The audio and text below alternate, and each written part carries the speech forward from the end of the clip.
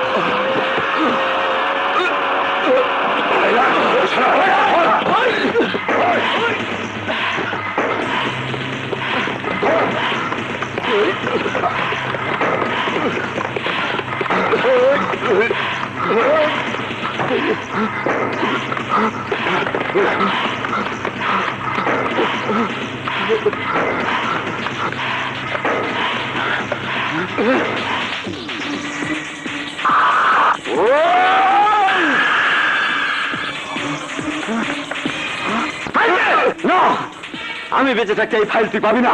পামু না? না। নীতিবান পুলিশ অফিসার, ঘুষ খাস না? না। মরণ ভয় করস না? আমারও ডরাস না? না। আমারে ডরাস না? অনেক সাহস তোর না?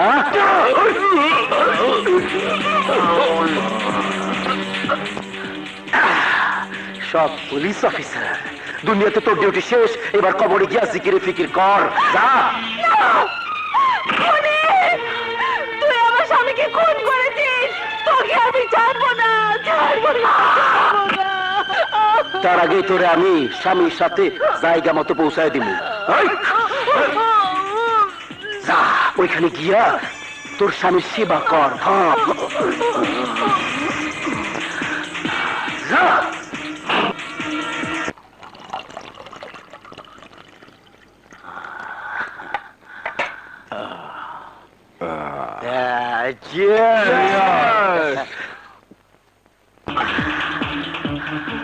ওই শালা ইন্সপেক্টর বুঝছে আমি কি জিনিস, 1 মিনিটে কইরা দিছি ফিনিশ। দোসানি যেখানে, বাঘা বিল্লা সেখানে। বিজয়, আমি এমন কি অপরাধ করেছি যার কারণে খোদা আমার বুক খালি করে তোদেরকে চিরদিনের জন্য আমার কাছ থেকে কেড়ে নিল?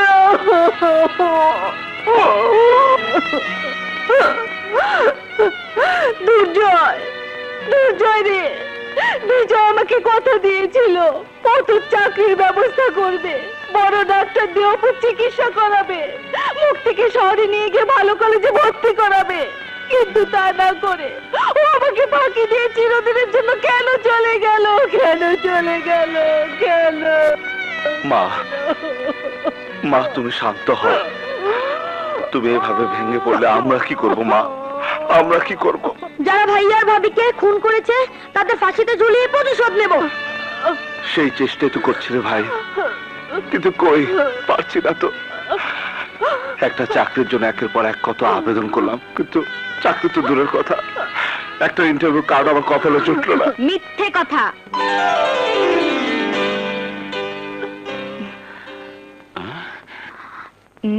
তাহলে এটা কি?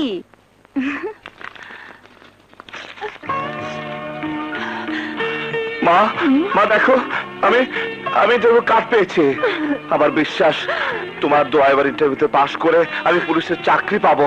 হ্যাঁ বাবা। তারপর ভাইয়া ভাবির হত্যার প্রতিশোধ নিয়ে তাদের আত্মাকে শান্তি দেব। এই দেখো মা, কালে আমাকে ইন্টারভিউ দেওয়ার জন্য ডাকা হয়েছে। কাল সবে বরাত, এ রাতে কোনো বান্দা নেক দিলে আল্লাহর কাছে যা চাবে তাই পাবে। আমিও তো চাকরির জন্য আল্লাহর কাছে মোনাজাত করব। দুর্জয়, কাল তুই ইন্টারভিউ দিয়ে ফিরে এলেই আমরা সবাই মিলে দয়াল বাবার মাজারে যাব। তা তো যাবই, কিন্তু যাওয়ার আগে তোমার হাতের বুটের হালুয়া খাবো। ঠিক আছে, আমি তৈরি করে রাখবো। ঠিক আছে। এই নিন আপামনি, এখান থেকে পছন্দ করুন।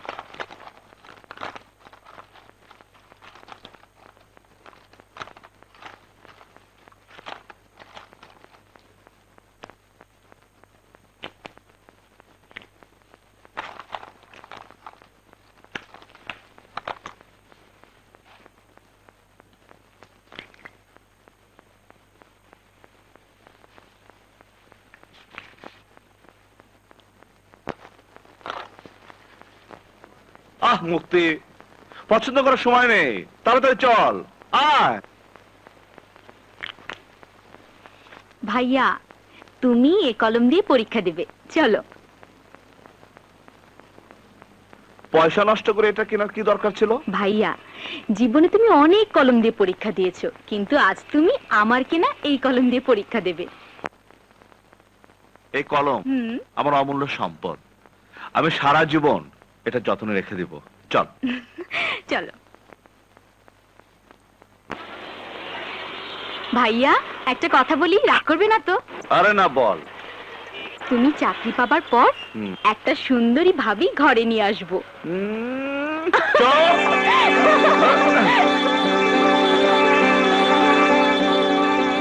নিজের পায়ের নিচে মাটি নেই, আবার আরেকজনকে এনে কাঁধে তুলবো? হ্যাঁ? চল। চল।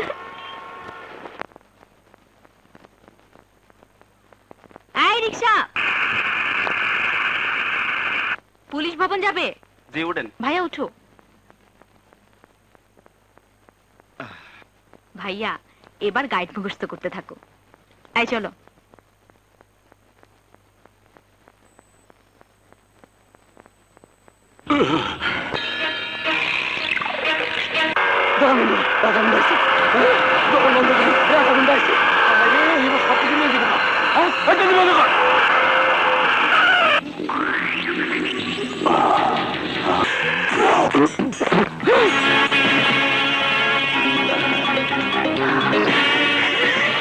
চোখ থাকতে অন্ধ হয়েছে নাকি? না ম্যাডাম, আপনাকে দেখে চোখে দাদা লেগে গেছে। ভালো ভালো মুছে দাও বলছে। দিচ্ছি দিচ্ছি।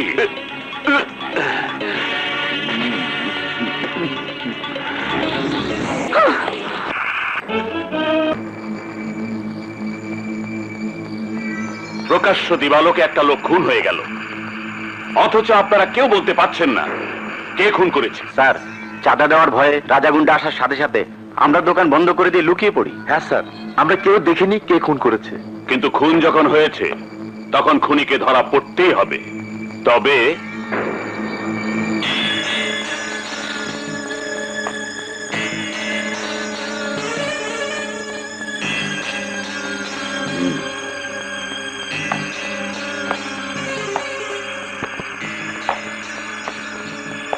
এই ছবির লোকটাকে আপনি চেনেন?